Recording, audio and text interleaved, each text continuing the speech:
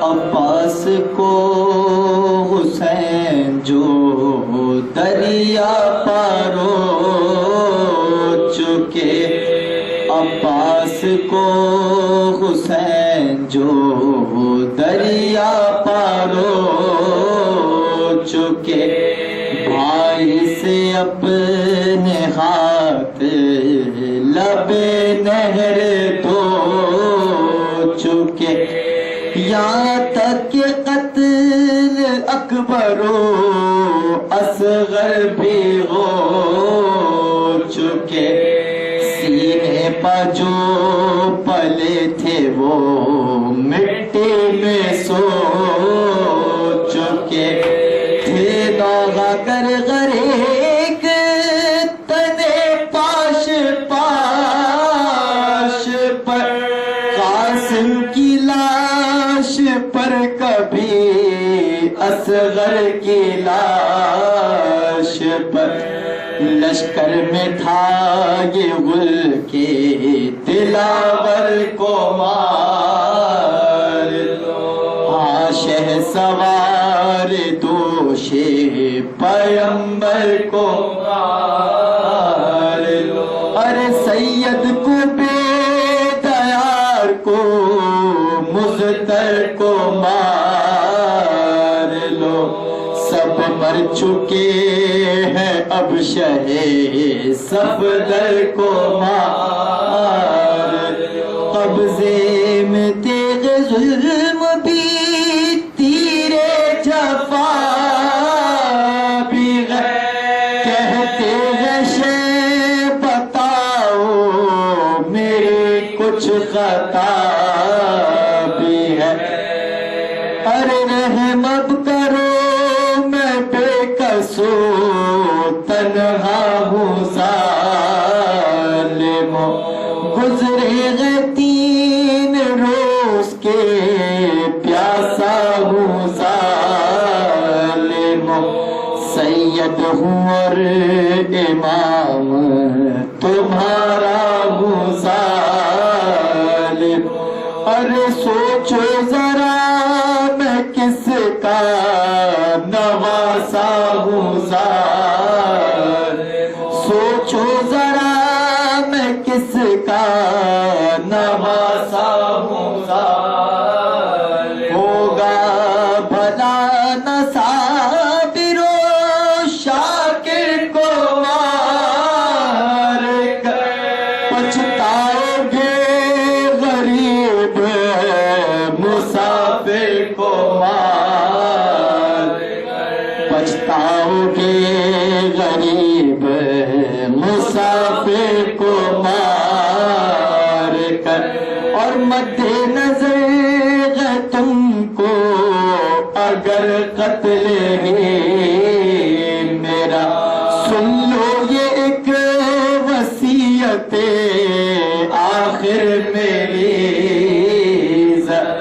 بچوں پر رحم کیجیو اے قوم بے حیا، زہرا سے کم نہیں میری بہنوں کا مرتبہ، زہرا سے کم نہیں میری بہنوں کا مرتبہ، مرنے کے بعد مجھے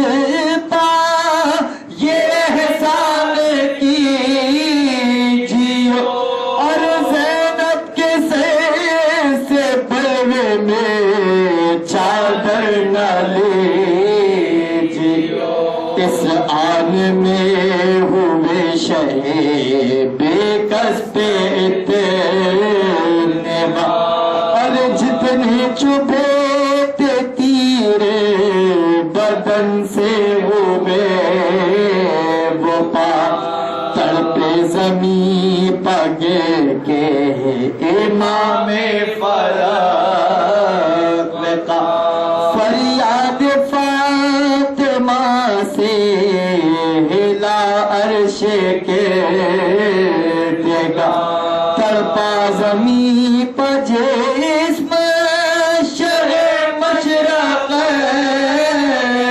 کا غل تھا کہ جلد کاٹ لو اب سر حسین کا غل تھا کہ جلد کاٹ لو اب سر حسین ناکا پکڑ کے تیغ بڑھا شمر بدشیا قرآن پر شکین رکھا پائے ناب کا سر ننگے گھر سے نکلی سکینہ جگر پھگا دیکھی گلے باپ کے جس دم چوری کی دا دیکھی گلے باپ کے جس دم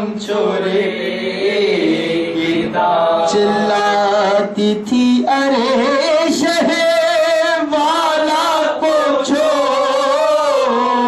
دے سر میرا کاٹ لے میرے بابا کو چھوڑ دے چلاتی تھی ارے شہر والا کو چھوڑ دے سر میرا کاٹ لے میرے بابا کو چھوڑ دے عباس کو حسین جو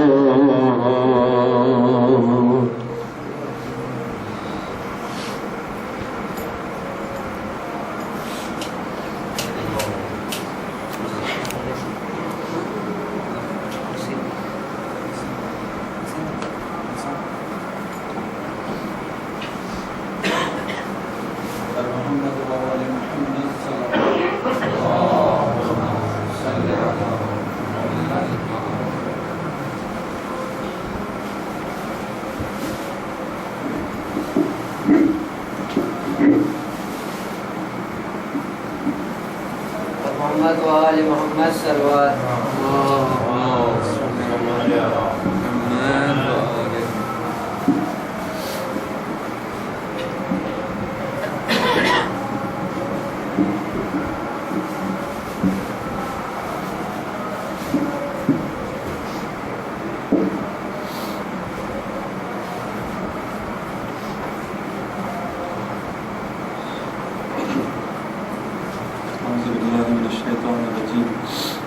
بسم الله الرحمن الرحيم الحمد لله رب العالمين الحمد لله الذي هدانا لهذا وما كنا لنهتدي لولا أن هدانا الله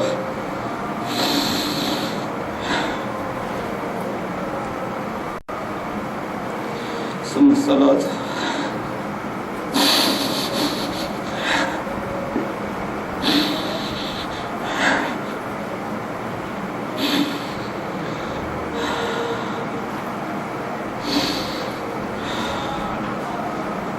ثم الصلاة والسلام على أشرف الأنبياء والمرسلين سيدنا ومولانا أبي القاسم محمد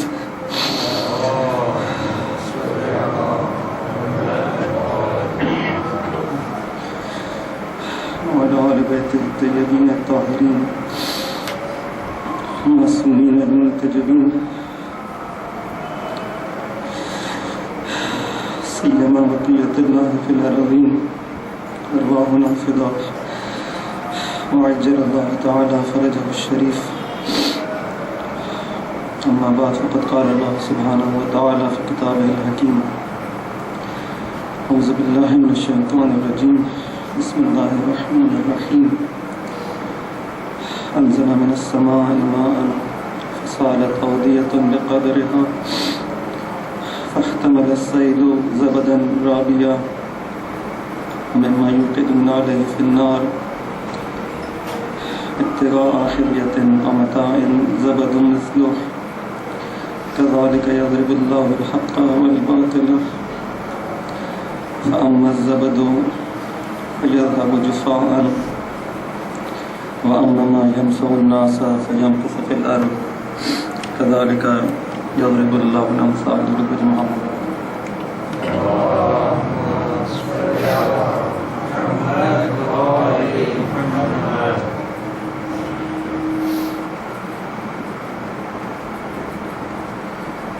عزیزان محترم، یہ شب حقیقت شب گریہ ہے، شب مصیبت ہے.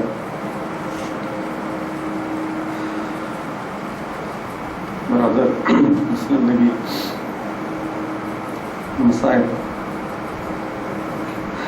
کا تھوڑا بہت جو حق ادا کیا، اس کے بعد زیادہ کہنے کی اور عرائض کی ضرورت بھی انسان محسوس نہیں کرتا. اور جتنا زیادہ اس شب میں ہم اس مصیبت کو طے کر سکیں، اس کے بارے میں سوچ سکیں، بس یہی آج کی رات کے لیے کافی ہے. یہی در کی مصیبت ہے، یہی اس مصیبت کا ادراک ہے جو مطلوب ہے. اور اسی زیارت عاشورہ کے اندر چند دن آپ کی خدمت میں کچھ عرائض پیش کیے. اس کا لب لباب بھی یہی ہے کہ انسان کسی طرح امام حسین علیہ السلام پر ہونے والے مصائب کو درک کر سکے، اور جتنا زیادہ ان مصائب کو درک کر سکے گا اتنا ہی زیادہ ان سے نزدیک تر ہوگا.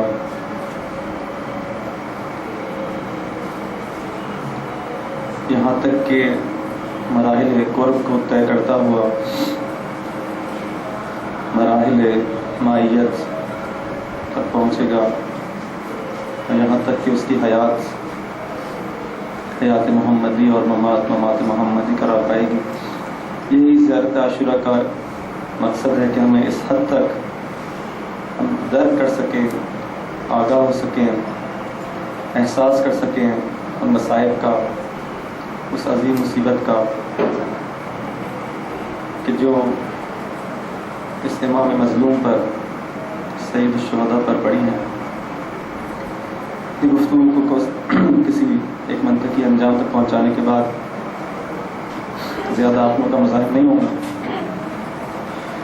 کچھ مطالب جو کہ ان کا آغاز کیا گیا تھا، ایک فہرست وار جو کچھ مطالب باقی بچے ہیں اس زیارت عاشورہ کے اندر، فقط ان کا ایک تذکر مذکور مطلوب ہے، اور اس کے بعد انشاءاللہ حافظ احمد. ہماری گفتگو یہاں تک پہنچی تھی کہ امام علیہ السلام کی ہم معرفت حاصل کریں. معرفت حاصل کرنے کے بعد ان کی محبت ہمارے دلوں میں آئے. جب ان کی محبت ہمارے دلوں میں آ جائے تو خود بخود ان کی اتباع اور ان کی پیروی ہماری زندگی کا حصہ بن جائے، اور جو لوگ بھی ان کے مقابلے میں ہیں، چاہے وہ کسی بھی زمانے میں ہوں، ہم ان کے مقابلے میں امام حسین علیہ السلام کی فوج میں شامل ہو جائیں. اور اس کام کے لیے ہم اپنی محبت کا جہاں اظہار کریں، وہیں اپنی برات کا اور اپنی نفرت کا بھی اظہار کریں دشمنان خدا و رسول و امام سے. اور یہ نفرت اور محبت فقط زبانی نہ ہو بلکہ عملی طور پر ہماری زندگیوں کے اندر منعکس ہو. یہاں تک ہماری گفتگو پہنچی تھی. اس کے بعد زیارت کے اندر اس طرح سے کلمات ہیں کہ درود بھیجے محمد و آل محمد.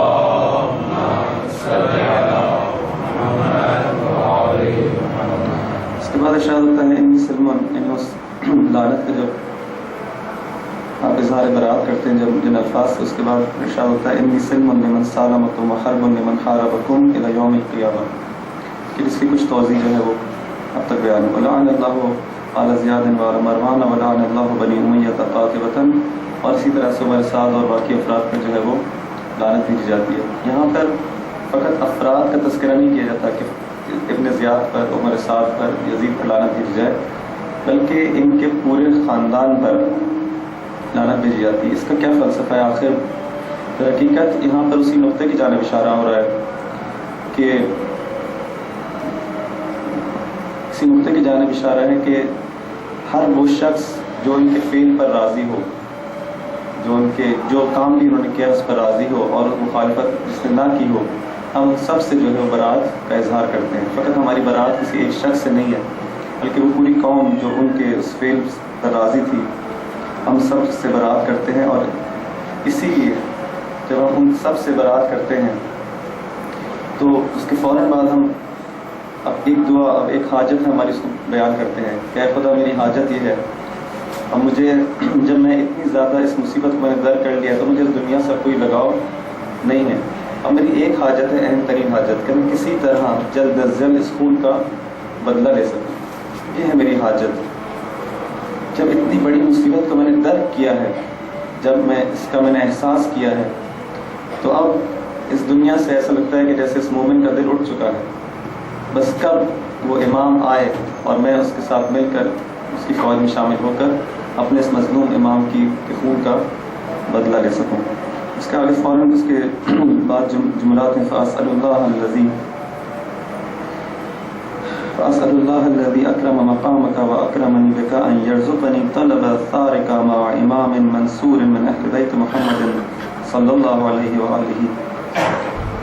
میں تجھ سے سوال کرتا ہوں کہ جس طرح تو نے امام علیہ السلام کو ایک مقام کرامت پر، مقام بزرگی پر پہنچایا ہے، انہی کی ذات کو در کر کے، ان کی معرفت کو حاصل کر کے، ان پر جو مصیبت پڑی ہے اور جو بلا ہے، جو امتحان ان کا لیا گیا ہے اس قوم اشقیاء کے ذریعے، اس مصیبت کو میں در کروں اور مجھے بھی تو وہ کرامت اور بزرگواری عطا فرما، کس طرح سے کہ مجھے یہ رزق عطا فرما، اس چیز کا رزق عطا فرما کہ میں طلب کر سکوں امام علیہ السلام کے خون کے بدلے کو طلب کر سکوں۔ اس کے ساتھ امام منصور کے ساتھ، وہ امام جو کہ اہل بیت میں سے ہوگا، خدا کی جانب سے منصور ہوگا، مددگار ہوگا، اس کی مدد کی جائے گی۔ اس کے بعد اللہم اجعلنی عندک وجیہا بالحسین علیہ السلام فی الدنیا والآخرہ۔ جب میں یہ کام کر سکوں گا، جب میں نے اپنے آپ کو اتنا پاک و پاکیزہ بنا لیا، جب میں اب یہ سمجھ رہا ہوں کہ ہاں اب میں نے اپنی صف کو، حق و باطل کی اس صف کے اندر اپنا مقام جو ہے مشخص کر لیا ہے، اور واضح طور پر حق کی قوتوں کے ساتھ آ کھڑا ہوا ہوں، اور باطل سے میرا کوئی تعلق نہیں ہے میری زندگی کا، اور اب جب کہ میں چاہ رہا ہوں کہ تیرے امام کے ساتھ مل کر اس خون کا بدلہ لوں، تو فوراً دعا کرتا ہوں کہ یا اللہ اب مجھے آپ من بنا دے، امام حسین علیہ السلام کے سامنے مجھے آبرومند بنا دے، یعنی میں ان کے سامنے کہہ سکوں، اس بات کا اظہار کر سکوں کہ ہاں میں صرف ایک زبانی کلامی آپ کا شیعہ نہیں ہوں، جب میں نے آپ کی مصیبت کو درک کیا تو اب میں دل و جان سے آپ پر ہونے والی مصیبت کا بدلہ لینے کے لیے تیار ہوں، اور میں آپ کے سامنے اس ایک آبرومندانہ حیثیت کو چاہتا ہوں۔ اے امام، میں ان میں سے نہیں ہوں کہ جنہوں نے آپ کی کمک کا وعدہ کیا لیکن آپ کے ساتھ نہیں دیا۔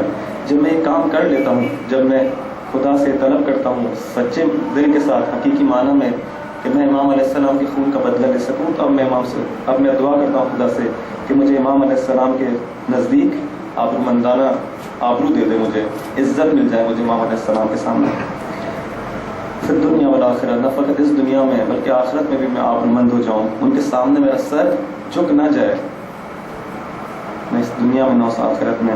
اس کے بعد یا ابا عبداللہ انی اتقرب الی اللہ و الی رسولہ و الی امیر المؤمنین و الی فاطمہ و الی الحسن و الیک بموالاتک و بالبراءۃ ممن قاتلک و نصب لک الحرب۔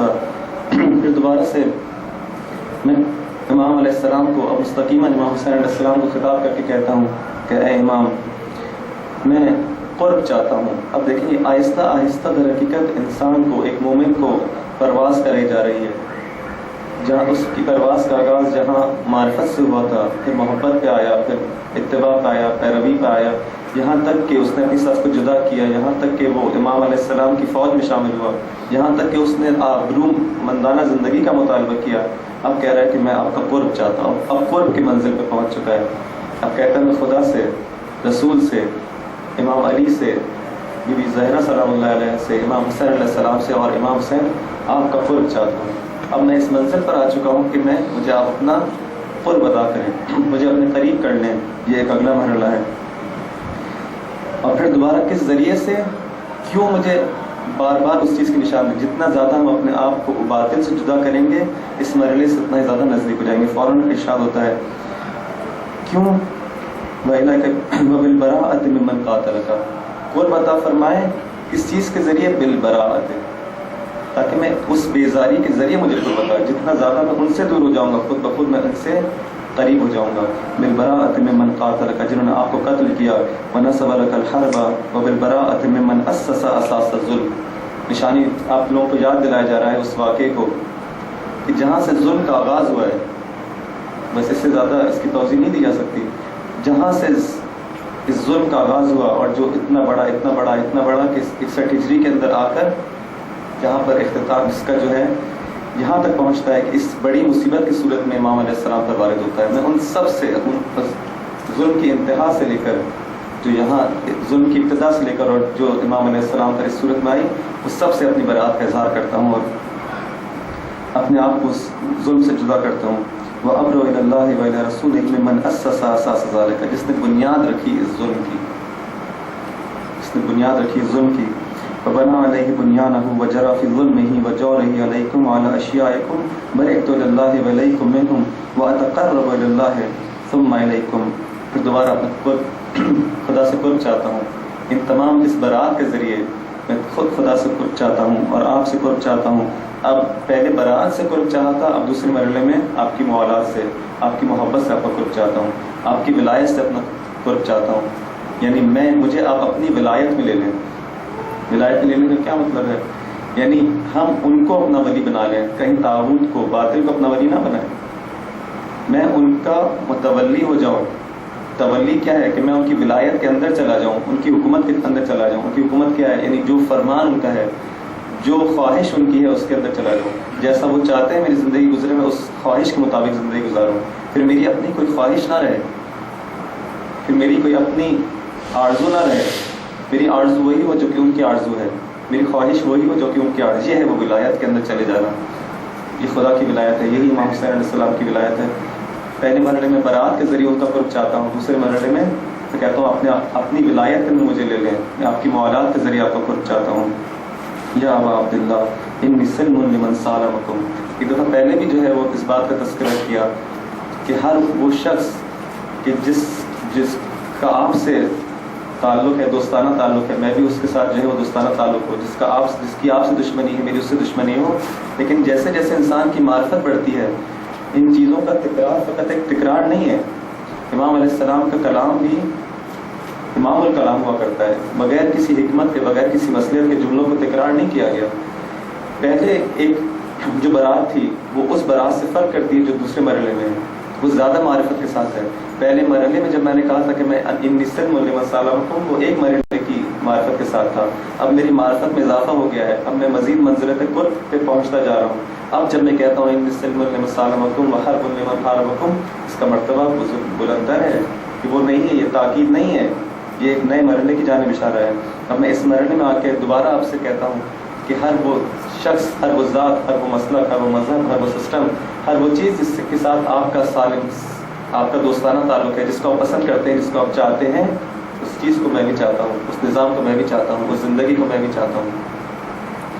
اب اگر کوئی مومن مجھے ایسا نظر آئے کہ جس کے میرے دل میں اس کی نسبت کینہ ہو، حسد ہو، بغض ہو، ہمارے درمیان کوئی مشکل ہو، لیکن جب میں دیکھوں گا کہ نہیں یہ امام حسین علیہ السلام کا دوست ہے، امام حسین ایک مومن ہے، امام حسین علیہ السلام اس کو پسند کرتے ہیں، میں اپنا کینہ، اپنا حسد، اپنا سب کچھ چھوڑ دوں گا کس وجہ سے؟ امام حسین علیہ السلام کی خاطر. جب اس طرح سے ایک معاشرہ تشکیل پائے گا کہ جہاں پر دوستی اور دشمنی کی بنیاد دوستی حسین اور دشمنی حسین ہوگی، تو آہستہ آہستہ یہ حق کا لشکر بڑے سے بڑا ہوتا چلا جائے گا. آج جو مومنین کے درمیان تفرقہ ہے، اختلاف تو ختم ہو جائے گا جب سارے مومنین یہ دیکھیں گے کہ ہمارے درمیان بھی ذاتی اختلاف نہیں ہونا چاہیے. ہماری دوستی اگر ہونی چاہیے تو حسین کی وجہ سے، ہمارا اگر اختلاف ہونا چاہیے تو حسین کی وجہ سے، تو یہ لشکر حق کے اندر اضافہ ہوتا چلا جائے گا.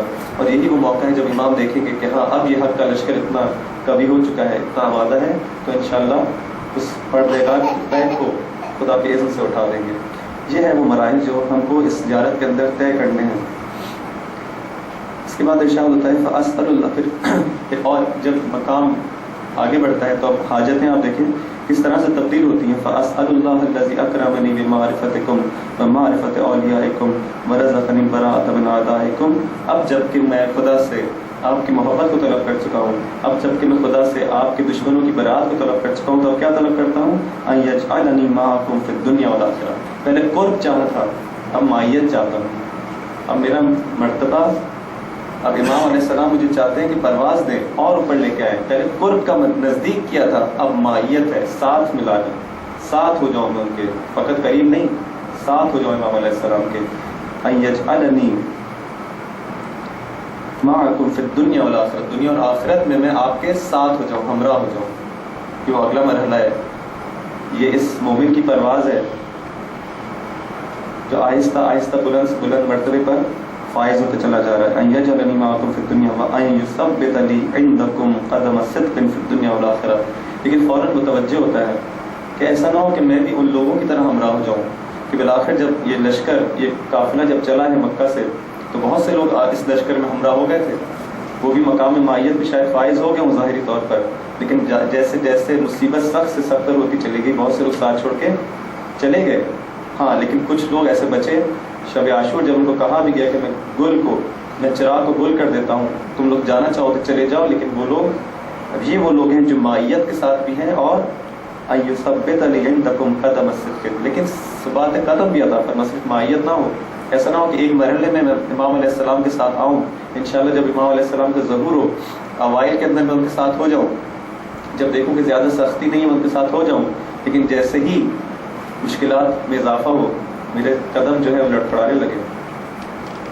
اصل یہ چیز ہے کہ آخر کو دیکھا جاتا ہے، آخر میں کون، عاقبت کس کی خیر ہوتی ہے، آخر تک کون ساتھ دیتا ہے. ممکن ہے شروع میں بہت سارے لوگ ساتھ ہوں، بس میں ایسی مائیت چاہتا ہوں، ایسی مائیت چاہتا ہوں، ایسا ساتھ چاہتا ہوں کہ ہمیشہ ثبات قدم کے ساتھ ہو، کبھی بھی میرے پیر لڑکھڑائے نہ، جتنی بھی مصیبت آ جائے، جتنی بھی مشکلات آ جائے، ہمیشہ آپ کے ساتھ رہوں. یہ مائیت مجھے ایک لمحے کے لیے میرے ہاتھ سے چلی نہ جائے. اور کس طرح؟ قدم الصدق، صادقانہ، خالصانہ، میں کسی لالچ کے تحت نہ ہوں آپ کے ساتھ. مجھے کچھ نہیں چاہیے یا امام، مجھے فقط اور فقط آپ چاہیے. اگر میرے اندر کسی چیز کی محبت ہے تو آپ کی ذات ہے، خدا کی ذات ہے. نہ میں جنت کی لالچ میں، نہ اس دنیا کی لالچ میں، نہ اس لالچ میں کہ جب یہ حکومت قائم ہو جائے گی انشاءاللہ تو مجھے کوئی مقام مل جائے گا. جب یہ حکومت قائم ہو جائے گی انشاءاللہ تو میں اس دنیا کو دیکھوں گا کہ ہر طرف اس کے اندر برکت ہے، دنیا کی ہر طرح کی. مجھے یہ چیزیں نہیں چاہیے، میری توجہ ان چیزوں کی جانب نہیں ہے. میں تو امام حسین علیہ السلام کے خون کا، میں اس مصیبت کو درک کر چکا ہوں. اب میں فقط اور فقط یہ چاہتا ہوں کہ امام علیہ السلام کا ظہور ہو اور ان کے ساتھ اس خون کو طلب کر سکوں. قدم صدق، خالصانہ، صادقانہ طریقے سے آپ کے ساتھ ہو جاؤں. اس کے بعد یہ پرواز اور اس کو اور آگے لے جاتے ہیں. امام علیہ السلام چاہتے ہیں مومن اور اوپر آئے. کیا فرماتے ہیں؟ وَأَسْأَلُهُ أَن يُبَلِّغَنِي الْمَقَامَ الْمَحْمُودَ الَّذِي لَكُمْ عِندَ اللَّهِ. اب میں مقام محمود کو چاہتا ہوں. مقام محمود کیا ہے؟ آپ نے قرآن کے درس آیت کو پڑھا ہوگا کہ جب رسول خدا سے ارشاد ہوتا ہے کہ نماز شب کی تلاوت کی جائے، نماز شب کو پڑھا کرو تاکہ تمہیں خدا مقام محمود تک پہنچا دے. اب یہاں پہ اس مقام محمود حتماً وہ مراد نہیں ہے کہ ہم اس مقام تک پہنچ جائیں جس پہ رسول اللہ فائز ہے، جس پہ امام فائز ہیں. تو یہاں پہ مقام محمود سے کیا مراد ہے؟ علماء نے کہا کہ یہاں پہ مقام محمود سے مراد ہے کہ جس طرح سے آئمہ کی ذات، رسول اللہ کی ذات اس ہماری شفیع ہے، ہماری شفاعت کرتی. شفاعت کیا ہے؟ یعنی ایک انسان کا کسی کو دستگیری کرنا، جب میں دیکھ رہا ہوں کہ ایک انسان جو ہے وہ گمراہ ہو رہا ہے، جب میں دیکھ رہا ہوں کہ اگر اس کی ہیلپ نہ کی جائے تو ممکن ہے جو ہے کسی کھائی کے اندر کسی اندر کہیں گر جائے، گمراہی میں مبتلا ہو جائے، تو میں کیا کرتا ہوں؟ اس کی دستگیری کرتا ہوں، اس کا ہاتھ پکڑ لیتا ہوں. اسے کہتے ہیں شفاعت. ائمہ معصومین رسول اللہ علیہ السلام نے جو ان ذوات المقدسہ نے جو ساری قربانیاں دی ہیں، کیا ہے؟ کس چیز کے لیے ہے؟ شفیع ہے. کس معنی میں؟ یعنی انسانیت کا ہاتھ پکڑ کے ان کو ہدایت کی جانب لے جانا چاہتی ہے. یہ ہے مقام شفاعت. اور یہی وہ مقام شفاعت ہے کہ جو آخرت کے اندر متجلی ہوگا، ہم کو نظر آئے گا، سامنے آ جائے گا. ایسا نہیں ہے کہ الفاظ کی صورت میں سارا کام ہو اور مثلا کہا جائے کہ اس شخص کو جو ہے وہ نجات دے دی جائے. نہیں، یہی ہماری زندگیاں ہیں کہ جو ان کی تعلیمات کے مطابق اگر گزر رہی ہیں تو ہماری شفاعت کر رہے ہیں، یعنی ہماری ہدایت کر رہے ہیں، ہماری دستگیری کر رہے ہیں، ہمیں جہنم سے نکال کر بہشت کی جانب لے جا رہے ہیں. ایسا نہیں کہ چیز ہونے والی ہے، یہ ہماری زندگی میں اسی وقت ہو رہی ہے. اگر ہم اس وقت مکتب کربلا کے ساتھ منسلک ہیں، مکتب اہل بیت علیہ السلام کے ساتھ منسلک ہیں، تو یہ ہماری شفاعت ہو رہی ہے اس وقت. نہ کہ ایسی چیز ہے جو بعد میں ہونے والی ہے. قیامت اور آخرت اسی چیز کا تجسم ہے، وہی چیز ہے جو ہماری زندگیاں آج ہیں. کوئی نئی چیز نہیں ہے. وہ جو زندگی میں گزار رہا ہوں وہی آخر میں جا کے دیکھ لوں گا. ایسا نہیں کہ وہاں پہ ایک نئی اسی زندگی کا ایک تجسم ہوگا جس کو میں اپنی آنکھوں سے دیکھوں گا کہ یہ میری زندگی تھی. اگر میں نے اپنی زندگی کو اس طرح سے گزارا ہے کہ اہل بیت علیہ السلام کی تعلیمات کے مطابق ہے، تو در حقیقت میری شفاعت ہو رہی ہے اور ہو چکی ہے. اور وہاں پہ اس شفاعت کا نتیجہ دیکھ لیں گے. شفاعت کا نتیجہ یہ ہوگا کہ ہمیں جہنم کی آگ سے بچا دیا جائے. یہ ہے وہ شفاعت. اب یہ مومن اس مقام تک پہنچ گیا کہ خدا سے کیا طلب کرتا ہے؟ کہتا ہے کہ مائیت کے بعد میں اور آگے بڑھنا چاہتا ہوں. کیا آگے بڑھنا چاہتا ہوں؟ میں مقام محمود تک پہنچنا چاہتا ہوں. یعنی جس طرح سے امام معصوم علیہ السلام کا دل انسانیت کے لیے دکھتا ہے، تڑپتا ہے، وہ نہیں دیکھنا چاہتے کہ کوئی شخص بھی جو ہے گمراہی کے اندھیرے میں رہ جائے. اس کا ہاتھ پکڑ کے اس کو اوپر لے آتے ہیں، نور کی جانب لے آتے ہیں، ظلمات کے اندروں سے نور کی جانب لے آتے ہیں. میں بھی اس مقام محمود پر پہنچ جاؤں، یعنی میرا ایک ہاتھ امام کے ہاتھ میں ہو اور میرا دوسرا ہاتھ اس انسانیت کے ہاتھ میں ہو، اور میں بھی وہی کام کروں جو آپ کرتے ہیں، اور میں بھی آپ انسانیت کو بلند کروں. ایک امام علیہ السلام کا جس کا ہم کہتے ہیں ایک افزار بن جاؤ، ایک ٹول بن جاؤ. میں فقط ایک آلہ کار بن جاؤں امام علیہ السلام کا. جو کام آپ کیا کرتے ہیں میں پھر آپ کی طرف سے کام کرنے لگوں. مجھ سے بھی پھر ہدایت جو ہے وہ میری ذات سے جو ہے باہر آنے لگے اور سب کو میں اس معاشرے کو نورانی کر سکوں، میں بھی اس مقام محمود تک پہنچ سکوں. مقام المحمود الذی لکم عند اللہ، وہ مقام محمود جو آپ کے پاس کتنا بڑا مقام ہے. تو اس مقام تک پہنچ مَا أَن يَرْزُقَنِي طَلَبَ ثَارِ مَعَ إِمَامٍ مَهْدِيٍّ ظَاهِرٍ نَاطِقٍ بِالْحَقِّ مِنْكُمْ. اس کے بعد دوبارہ سے طلب خون کھائی کرتا ہوں. لیکن یہ دیکھیں یہ ایک اگلا مرحلہ ہے، یہ وہ مرحلہ نہیں ہے. پہلے کہا تھا میں چاہتا ہوں کہ آپ کے خون کا بدلہ لوں. امام اگر آپ کو یاد ہو ہم نے جو شروع کیا تھا وہاں پہ یہ اس کلمات سے جو ہے وہ دعا کی تھی.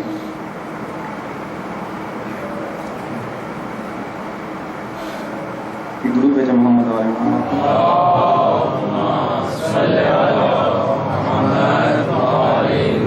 ان یرزقنی طلب سارقہ، میں نے امام کو خطاب کر کے کہا تھا امام حسین کو کہ میں چاہتا ہوں کہ آپ کے خون کا بدلہ لوں. لیکن اب کیا کہتا ہوں؟ یہ نہیں کہتا آپ کے خون کا بدلہ، میں کہتا ہوں کہ مجھے ان یرزقنی طلب ساری. اب میں آپ کے خون کو اپنا خون سمجھتا ہوں. اب میرے اندر کوئی جدائی نہیں ہے، بلکہ یوں کہوں کہ جس طرح سے پہلے خدا نے اپنے آپ کو امام حسین علیہ السلام کے خون کا طالب قرار دیا تھا کہ خدا ہے جو خون خواہ ہے امام حسین علیہ السلام کے خون کا، اور پھر خدا نے امام زمانہ علیہ السلام کو امام کے خون کا طالب قرار دیا تھا. اب میں خود کہتا ہوں یہ میرا خون ہے، میں طلب کروں گا اس کو. اب یہ میرا خون ہے. پہلے سارا اللہ تھا، خدا طلب کرتا تھا اس کو، لیکن اب میں اتنا نزدیک ہو گیا ہوں کہ میں کہتا ہوں یہ میرا خون ہے، میں خود طلب کروں گا. میرا خون ہے یعنی کیا ہے؟ اس خون کی ذمہ داری مجھ پر ہے، مجھے طلب کرنا ہے اسے. طلب ثاری مع امام مہدی ظاہر الناطق بالحق منکم واسأل اللہ بحقکم وبالشأن الذی لکم عنده ان یعطینی بمصاببکم افضل ما یعطی مصابا بمصیبتہ. اس کے بعد میں کہتا ہوں کہ در حقیقت مجھے وہی اجر چاہیے جو آپ کو ملا. یعنی کتنا زیادہ امام اس کو آگے لا رہے ہیں، کتنا زیادہ پرواز دینا چاہ رہے ہیں اس روح کو، اس مومن کو. اب یہ مومن دعا کے اندر اس مرحلے تک پہنچتا ہے کہتا ہے مجھے جو اجر آپ کو ملا تھا وہی اجر مجھے چاہیے. کیوں؟ کب اس کو یہ اجر مل سکتا ہے؟ اس کو یہ اجر اسی وقت ملے گا کہ جس طرح مصیبت اور بلا امام علیہ السلام پر نازل ہوئی تھی، جتنا زیادہ اس مرحلے میں آگے بڑھے گا اور اس مرحلے کو درک کرے گا کہ وہ کیا مصیبت تھی جو کہ آئی ہے، جتنا زیادہ اپنے آپ کو اس مرحلے سے نزدیک کرتا چلا جائے گا، اس بلا کو درک کرتا چلا جائے گا. یہ بلا ایسی ہوگی جیسے اس کی جان پر آ رہی ہے. دیکھیں اگر کسی شخص کا کوئی عزیز ترین شخص اس دنیا سے چلا جائے اور اگر فرض کرے اس کو قتل کر دیا جائے، بے رحمانہ طریقے سے قتل کر دیا جائے، تو اس کی دن و رات ایسے نہیں گزریں گے جس طرح ہمارے گزر رہے ہیں. بے چینی کے اندر اصلاً نہ اس کے لیے کوئی دن ہوگا نہ کوئی رات ہوگی. ایک پریشان حال انسان، بے چین انسان، نہ اس کو بھوک ہے نہ کوئی پیاس ہے، تڑپ رہا ہے کسی طرح سے کہ وہ اس خون کا جو ہے وہ بدلہ لے سکے. اس کا دن و رات گریے کے اندر گزر رہا ہے. کیوں؟ کیونکہ وہ اس مصیبت کو درک کر رہا ہے. لیکن میرا اگر اس شخص سے کوئی تعلق نہیں ہے، میرے لیے فرض کریں وہ اجنبی ہے، تو مجھے دکھ تو ہوگا بلا کر ایک انسان ہونے کے ناطے، ایک مسلمان ہونے کے ناطے، ایک مومن ہونے کے ناطے. لیکن چونکہ میں اس سے اور اپنے درمیان ایک دوری کو محسوس کرتا ہوں، ایک اجنبیت کو محسوس کرتا ہوں جو کہ نہیں ہونی چاہیے. لیکن بلا کر جب درک کر اس اجنبیت کو محسوس کرتا ہوں تو میری وہ حالت نہیں کہ جو اس کی ماں کی ہے، میری وہ حالت نہیں جو اس کے باپ کی ہے. فرق ہے اس میں. بس جتنا زیادہ میں درک کرتا ہوں کسی مصیبت کو، اتنا ہی زیادہ ایسا ہی ہوتا ہے کہ وہ بلا میں نے محسوس کی ہے، وہ بلا مجھ پر آئی ہے، وہ مصیبت مجھ پر آئی ہے، وہ امتحان میرا لیا گیا ہے. اب یہاں پر دو مرحلے ہیں. ایک دفعہ میں اس کو برداشت کر پاتا ہوں، ایک دفعہ برداشت نہیں کر پاتا. ایک دفعہ میں برداشت کرتا ہوں لیکن کہتا ہوں خدا تو نے امتحان لیا ہے، تو نے مصیبت لی ہے، تیرے سامنے جو ہے وہ سر تسلیم خم ہے. تو اس مصیبت کے ذریعے ہمیں بلند کرنا چاہتا ہے، تیرے سامنے سر تسلیم خم ہے، اور شکر بھی بجا لاتا ہے، صبر کرتا ہے، استقامت سے کام لیتا ہے. لیکن ایک وہ نفس ہے جو کہ ضعیف ہے، وہ یہاں پہ شکوہ کرتا ہے، وہ کہتا ہے یہ کس قسم کا نظام ہے، اس کو برداشت نہیں کر پاتا. اسی طرح سے یہاں پر بھی ہے، کہتے ہیں میں اس اجر کو چاہتا ہوں کہ جو آپ کو ملا. وہ کب مل سکتا ہے؟ کہ جب ہم بھی جتنا اب اس مرحلے میں بلا کے اس طرح سے کوئی بھی درک نہیں کر سکتا اس مصیبت کو کہ جو امام علیہ السلام نے اور ان کے اصحاب نے درک کیا اس مصیبت کو اور اس پر شکر بجا لایا ہے. ہم اس کو اس طرح سے درک نہیں کر سکتے. لیکن امام چاہتے ہیں کہ جتنا زیادہ درک کر سکو، جتنا زیادہ اوپر آ سکو، اس کو درک کرو اور خدا سے جو ہے بلند ہمتی سے کام لو.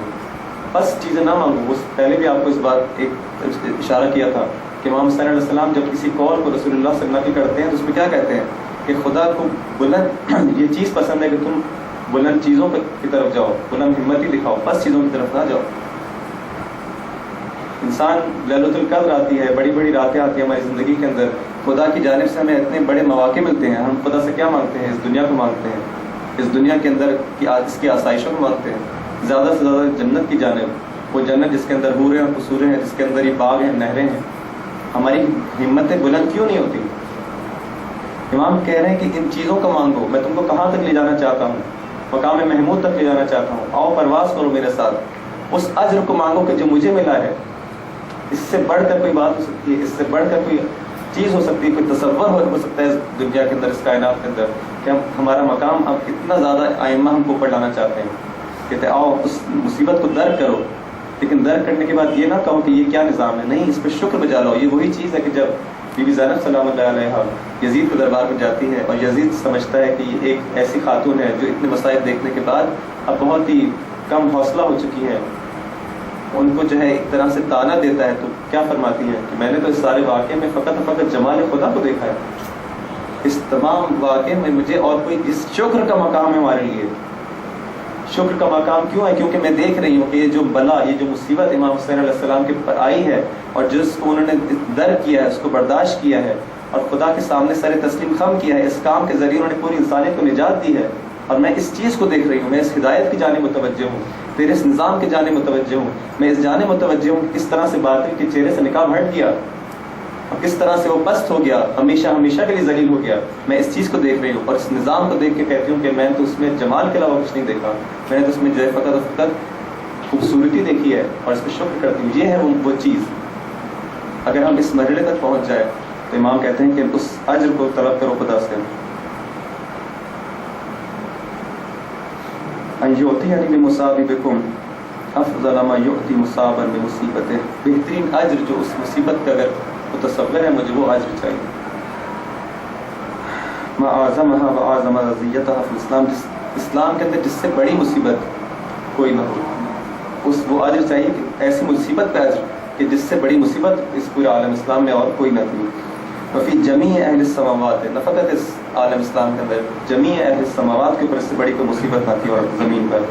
اللہم اجعلنی فی مقام ھذا ممن تنالہ، اب اس کا درجہ ہی اور پھر آگے بڑھتا ہے، کہتا ہے مجھے کیا چاہیے، اللہم اجعلنی فی مقام ھذا ممن تنالہ منک صلوات و رحمت و مغفرہ۔ اب جب کہ میں اس مقام پر آ چکا ہوں اے خدا، تو مجھے تیرا درود چاہیے، اب میں تیری صلوات کا منتظر ہوں۔ وہ صلوات ہم جب کیا کرتے ہیں، درود بھیجتے ہیں محمد و آل محمد پر۔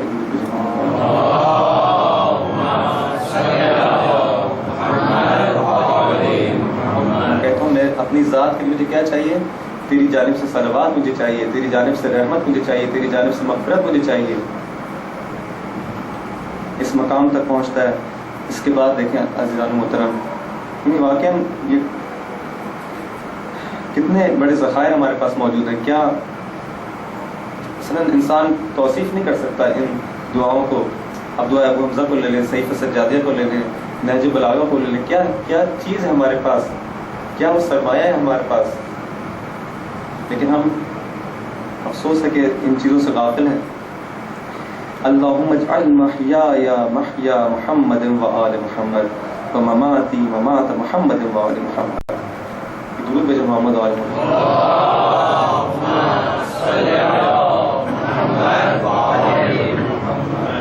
اب میں اس مرحلے تک پہنچ چکا ہوں کہ اب میں خدا سے مزید آگے بڑھتا ہوں۔ آگے بڑھ کے کیا سوال کرتا ہوں، یا اللہ مجھے بس حیات و ممات محمدی دے دو۔ جو زندگی محمدی ہے میری زندگی ایسی ہو جائے، جو ممات محمدی ہے جیسی ان کی اس دنیا سے جانا ہے، جیسی ان کی موت ہے میری موت ایسی ہو جائے، یعنی میں پورا کا پورا ان کی زندگی کا ایک مظہر بن جاؤں۔ کتنی بڑی دعا ہے، کتنا بڑا مقام ہے، جو معرفت سے شروع ہوتا ہے، محبت کے بعد معیت کے بعد قرب کے بعد معیت کے بعد اب یہاں تک پہنچتا ہے، کہتا ہے کہ بس جیسے وہ ہے مجھے ویسا بنا دے۔ اللہم اجعل محیای محیا محمد و آل محمد و مماتی ممات محمد و آل محمد۔ کہاں پر لے جانا چاہتے ہیں ہم کو، اور ہم کہاں پر ہیں، اصل کس دنیا میں گم ہیں، کس خواب غفلت کے اندر ہیں، کہ کیا ہے حیات محمدی، کیا ہے ممات محمدی، کیا ہے۔ دیکھیں حیات کے مختلف مراحل ہیں۔ ایک وہ حیات ہے کہ جو حیوانوں کی بھی ہے، ہماری عام زندگی کے اندر بھی ہے، کھاتے ہیں، پیتے ہیں، چلتے ہیں، سوتے ہیں، اس زندگی سے استفادہ کرتے ہیں۔ یہ وہی حیات ہے جس کے اندر ہم حیوانوں کے ساتھ مشترک ہیں، جس طرح سے وہ زندگی گزار رہے ہیں، ہم بھی ملا کر ایک جلوہ ہماری زندگی کا ویسا ہی ہم بھی اسی طرح زندگی گزار رہے ہیں۔ یہ بھی ایک حیات ہے، لیکن ایک وہ حیات ہے جو اس سے بڑھ کر ہے۔ وہ حیات ہے جب ہمیں ہدایت دی جاتی ہے دین کی، ہمیں بتایا جاتا ہے کہ کچھ احکام ہیں، کچھ اخلاق ہیں، کچھ معارف ہیں، اس کو حاصل کرو اور پھر تمہاری اپنی زندگی کو اوپر لے کر آؤ۔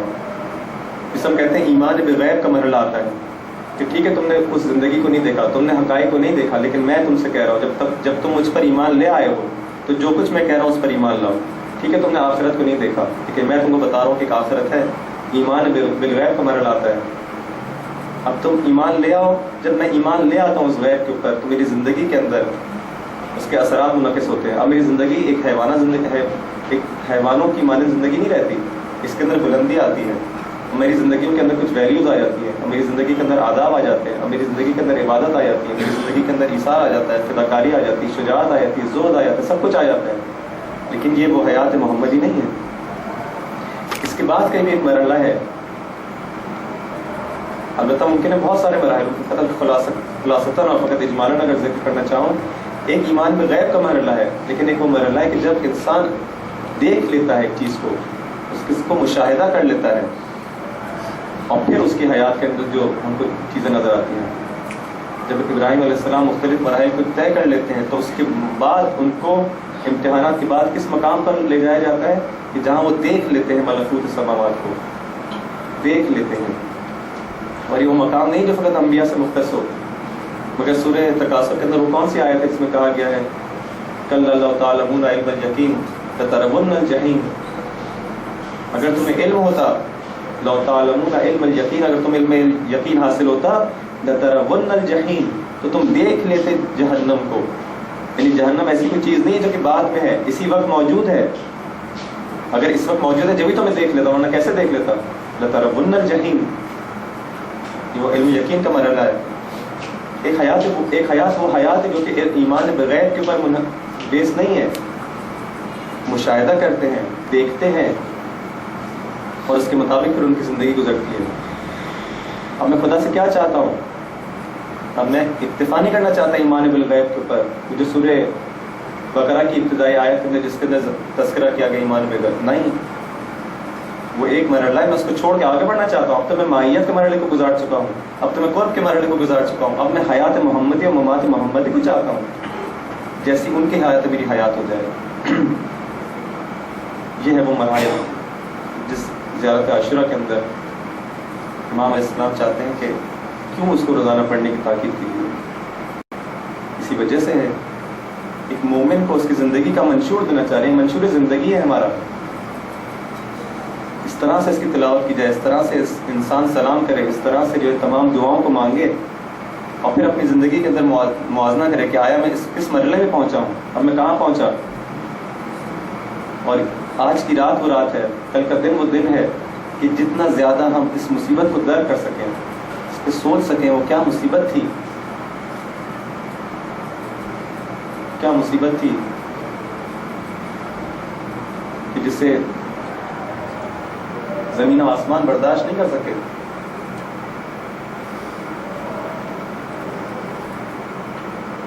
عزیزدارو، ہم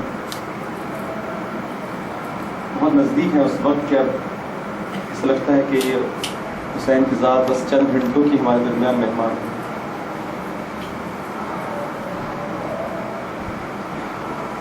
شب عاشور بھی بالآخر آ گئی. 9 محرم کا یہ دن وہ دن ہے کہ جس دن شمر کربلا میں وارد ہوا ہے. اور شمر جب کربلا میں وارد ہوتا ہے تو کیا لے کے آتا ہے؟ ایک پیغام لے کے آتا ہے اپنے زیاد کی جانب سے. ہمارے ساتھ سے کہتا ہے کہ امام حسین علیہ السلام کو یہ پیغام دے دو کہ بس اب بیعت ہے یا جنگ ہے. ہمارے ساتھ اپنے لشکر کو کہتا ہے، حکم دیتا ہے کہ جنگ کی تیاری کی جائے. یا خیر اللہ ارکبی، اے اللہ کے سواروں سوار ہو جاؤ، جنت کی بشارت ہو. یہ ہے وہ پستی جس کے مقابلے میں امام حسین علیہ السلام آئے ہیں. آج نواسۂ رسول کے مقابلے پر جب لایا جاتا ہے تو کہتے ہیں اے خدا کے سواروں، کیا مصیبت ہے یہ جو عالم اسلام پر آئی ہے، جس نواسۂ رسول پر آئی ہے، جو اس امام وقت پر آئی ہے. ایک گل مچتا ہے، ایک شور و گل ہوتا ہے، کوہرام مچتا ہے جب لشکر، ایک 30,000 کا لشکر، اگر آپ سوچیں غور کریں، جب وہ تیاری کر رہا ہوگا جنگ کی تو کس قدر شور و گل ہوا ہوگا اس میدان میں. امام علیہ السلام اپنے خیمے کے باہر اپنے زانوں پر سر رکھے ہوئے ہیں اور ان کو نیند آ جاتی ہے، ایک اونگ آ جاتی ہے. اس حالت میں بی بی زینب سلام اللہ علیہ کے کانوں میں جب یہ آواز آتی ہے شور و گل کی، خیمے سے باہر آ کے اپنے بھائی کو خطاب کر کے کہتی ہے اے حسین، تم نے کچھ سنا، یہ کچھ آوازیں آ رہی ہیں. امام حسین علیہ السلام متوجہ ہوتے ہیں، حضرت عباس کو حکم دیتے ہیں کہ جاؤ ذرا دیکھو یہ کیا ماجرا ہے. حضرت عباس حضرت حبیب بن مظاہر اور حضرت زہیر کو لے کر دشمن کی جانب جاتے ہیں. ان سے کہتے ہیں کہ آخر تم لوگ کیا چاہتے ہو؟ ہمارے ساتھ کہتا ہے بس حکم آ گیا ہے. ابن زیاد نے کہا ہے یا تو جنگ یا پھر بیعت، اب اس سے زیادہ ہم انتظار نہیں کر سکتے، ہم جنگ کرنا چاہتے ہیں. حضرت عباس جو کہ سراپا تسلیم میں کہتے ہیں صبر کرو، میں اپنے امام کی جانب سے دیکھ لوں کہ ان کا کیا حکم ہے. واپس آتے ہیں، امام علیہ السلام کو بتاتے ہیں. امام حسین علیہ السلام کہتے ہیں اگر ہو سکے تو اسی طرح سے ایک دن کی مہلت لے لو. یہ حسین عبادت کو بہت پسند کرتا ہے، یہ حسین قرآن کو بہت پسند کرتا ہے، اسے نمازیں بہت عزیز ہیں. ایک رات اور اگر حسین کو مل جائے کہ اپنے معبود کے ساتھ کچھ راز و نیاز کر سکے. ہاں، حسین کا یہ مقصد نہیں کہ جنگ سے فرار کرنا چاہتا ہو، فقط ایک رات مل جائے تاکہ اپنے معبود سے کچھ اور راز و نیاز ہو جائے. یہ ہے وہ حسین کی عبادت کا شوق، لذت مناجات، قرآن کا شوق. جب عاشور کی رات آتی ہے تو تاریخ میں لکھا ہے کہ جب اصحاب حسین علیہ السلام کے خیموں سے کے پاس اگر کوئی گزرتا تھا تو ایسا لگتا تھا جیسے مکھیوں کی بن بنانے کی صدایاں. اس قدر وہ قرآن کے اندر، عبادات کے اندر مشغول تھے. وہ معلوم ہے کہ بس کل اپنے پروردگار کی ملاقات کے لیے جانا ہے، منتظر ہیں لقاء اللہ کے، منتظر ہیں، انہیں کوئی خوف نہیں ہے، ان کا سر بلند ہے کہ اپنے امام کے وقت کی نصرت کے لیے آمادہ ہیں۔ امام علیہ السلام جون کے خیمے میں آتے ہیں، جون جو کہ ابو ذر کے غلام ہیں، اسلحہ تیار کرنے کے ماہر ہیں، اسی کے برابر حضرت سجاد علیہ السلام کا خیمہ ہے جو کہ بیماری کی حالت میں ہے، اور بی بی زینب سلام اللہ علیہ ان کی عیادت کے اندر ہے۔ یہ دونوں خیمے ایک دوسرے سے ملے ہوئے ہیں۔ حضرت امام حسین علیہ السلام جون کی خدمت میں آتے ہیں اور دیکھتے ہیں کہ جون اسلحہ بنانے کے اندر، اسلحہ تیار کرنے کے اندر مشغول ہیں، آ کے بیٹھتے ہیں اور کچھ اشعار پڑھتے ہیں۔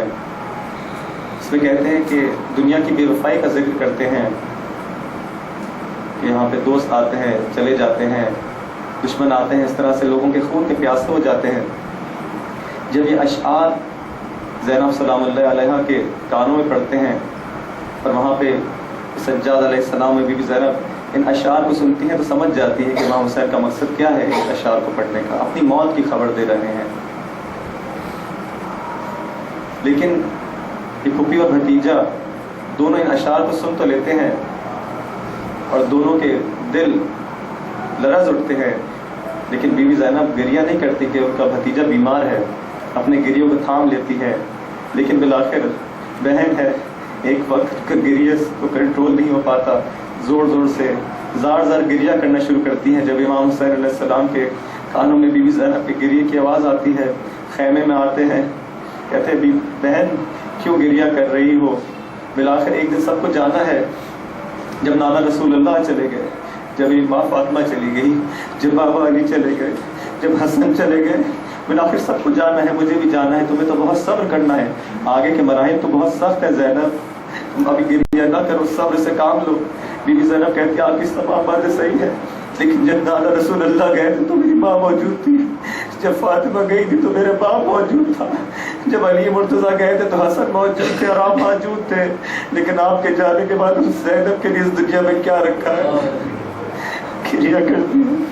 امام حسین علیہ السلام خیمے سے باہر آتے ہیں، یہ بھی زینب یہاں پہ پریشان ہے کہ کہیں ایسا نہ ہو کہ یہ اصحاب اس حسین کی ذات کو تنہا چھوڑ دیں، اس بات کا اظہار کرتی ہے۔ امام حسین علیہ السلام کہتے نہیں بی بی پریشان نہ ہو، میں نے اپنے اصحاب کو آزما لیا ہے، یہ سب میرے باوفا اصحاب ہیں۔ بلا کر صبح عاشور ہوتی ہے، عمر سعد کی جانب سے پہلا تیر روانہ ہوتا ہے، جنگ کا آغاز ہوتا ہے، اصحاب جنگ کی طرف جاتے ہیں۔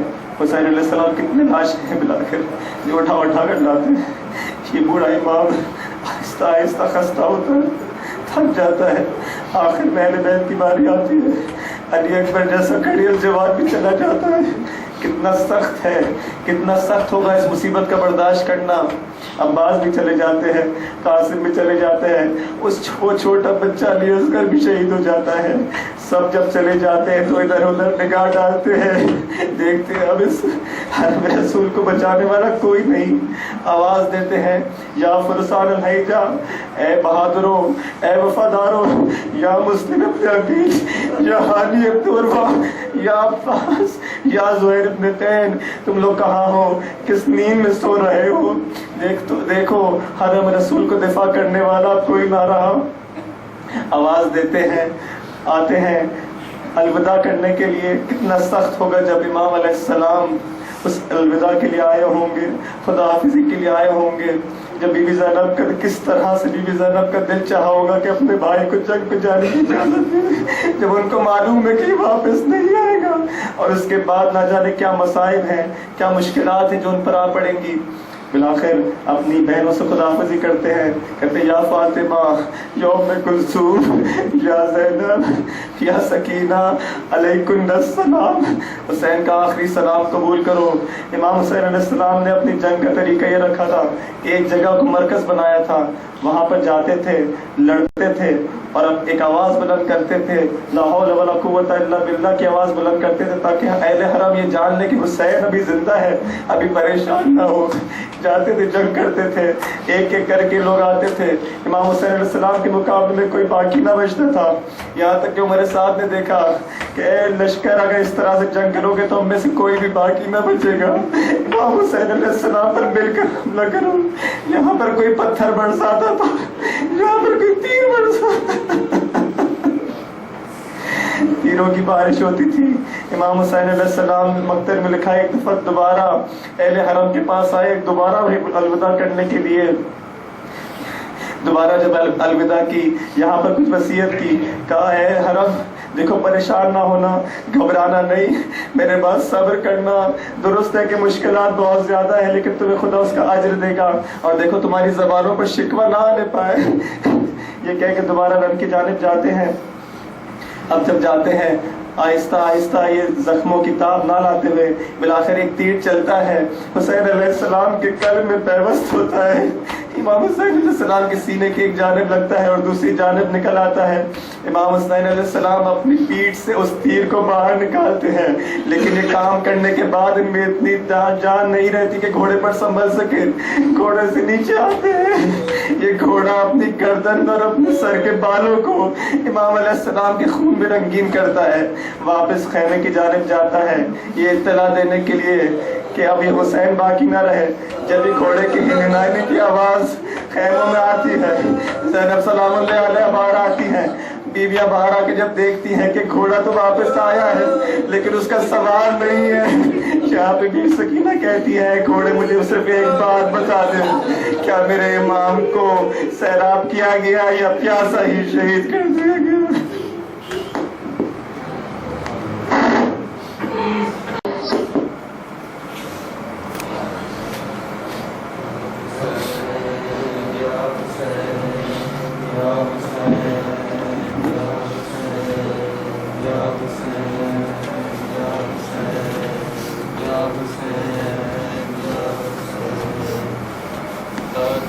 चले नईम को तड़प रहा है हुसैन, बहुत सुकून से खुदा की तरफ चला है हुसैन।